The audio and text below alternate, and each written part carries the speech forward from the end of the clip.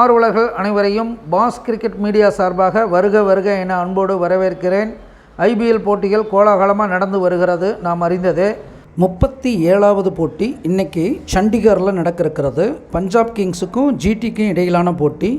இது 9ஆம் இடத்தில் இருக்கக்கூடிய பஞ்சாப் கிங்ஸும் 8ஆம் இடத்தில் இருக்கக்கூடிய ஜிடிக்கும் இடையே பல பரீட்சை நடக்கிறது. 2 அணிகளுக்கும் இது வாழ்வா சாவா போட்டி. இதற்கு முன்னாடி இரு அணிகளும் அதாவது 4 முறை மோதி தலா 2 முறை வெற்றி வாய்ப்பை பெற்றிருக்காங்கிறது கடந்த கால வரலாறு. இன்றைக்கி மேட்ச் டே பொறுத்தளவுக்கு பார்த்திங்கன்னா மதியம் 3 விதியன் 6 இது சம்மந்தப்படக்கூடிய வீரர்கள்லாம் கொஞ்சம் சிறப்பான செயல்பாடு செய்வாங்க. அதில் பிபிகேஎஸை பொறுத்தளவுக்கு பார்த்திங்கன்னா Sam Curran, Rilee Rossouw, Jitesh Sharma, Liam Livingstone, Kagiso Rabada, Arshdeep Singh, Ashutosh Sharma இவங்கெல்லாம் சிறப்பாக செயல்படுறதுக்கு வாய்ப்புகள் இருக்குது. அதே போல் ஜிடியை பொறுத்தளவுக்கு Shubman Gill, Sai Sudharsan, David Miller, Rashid Khan, Mohit Sharma, Spencer Johnson, Azmatullah Omarzai அவர் இடம்பெற்றார்னா அவரும் சிறப்பாக செயல்படுவாருங்கிறத காண்பிக்கிறது. பஞ்சாப் கிங்ஸுக்கு சொந்த மைதானங்கிறதுனால பஞ்சாப் அணி வெற்றி பெறுமான்னு கேள்வி வந்தது. உதயம் 6 இடம் அது 2மே பஞ்சாப் மேலே இருக்கிறது சிறப்பு.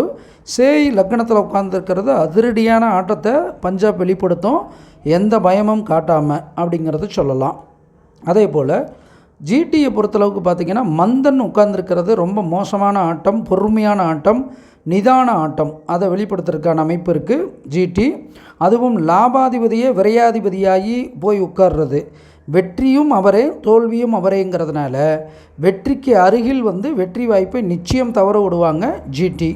அதே போல் இங்கே லாபஸ்தானத்தில் பொண்ணு உட்கார்ந்துருக்கிறது உச்சமாக இருக்கிறது பஞ்சாபுக்கு சிறப்பு. ஜிடியுடைய லாபஸ்தானத்தில் மதி உட்கார்ந்துருக்கிறது கொஞ்சம் பிரச்சனைக்குரியது.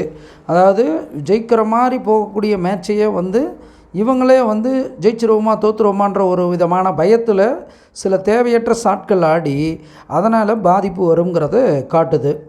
பஞ்சாப் கிங்ஸை நோக்கி நீச்சக்கதிர் வந்தாலும் கூட லாபஸ்தானத்தில் பொன் உச்சமாக இருக்கிறது அந்த அணிக்கு வெற்றி வாய்ப்பு உண்டு.